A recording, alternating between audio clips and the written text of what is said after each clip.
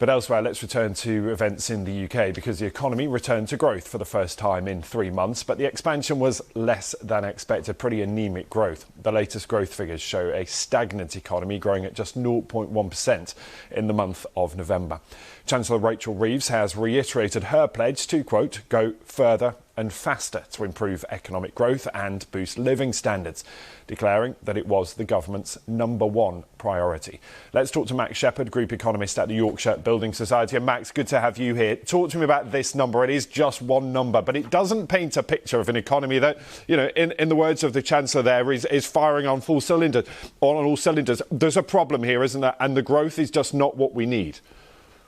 Yeah, so the growth is slow, but it is positive. So growth 0.1% in November, as you said.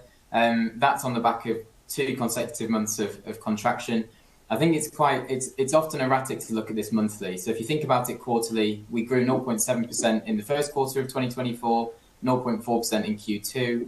We were stagnant in Q3, and it's looking now like we'll be stagnant or maybe slightly positive in Q4. So yes, the growth, isn't particularly strong. It's expected to be stronger in 2025. So the market currently thinks maybe around 1.4% growth in 2025. Although, yes, we've had a bit of a stagnation at the end of this year, it's looking like 2025 might be slightly better on the growth front. And talk to me about what the Chancellor's response might be to all of this. She said that growth is the government's #1 priority, yet at the same time in that last budget, laying a load of extra costs on business. So while she's asking business to go further and faster to deliver this growth, at the same time, she's sort of giving them a whole load of extra costs to contend with.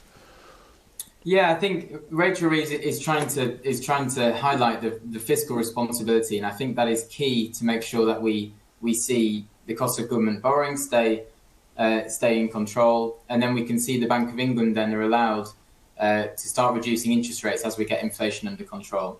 And actually, they've made quite good progress in terms of inflation. So we saw data on Wednesday that was released. So inflation was 2.5% year on year now for December 2024. So we're getting ever closer to that 2% target.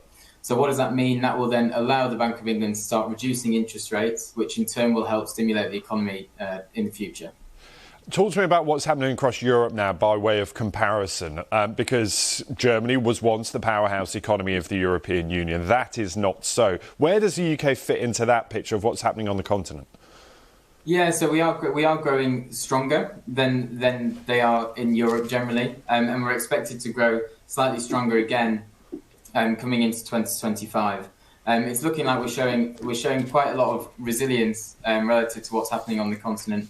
And if you think about even further beyond, so the Trump policies, I think, are probably more likely to impact the Eurozone than it is necessarily the UK. Max, good to talk to you. Thank you. Max Shepherd there from the Yorkshire Building Society. Now, we touched there on what's happening in Europe. Let's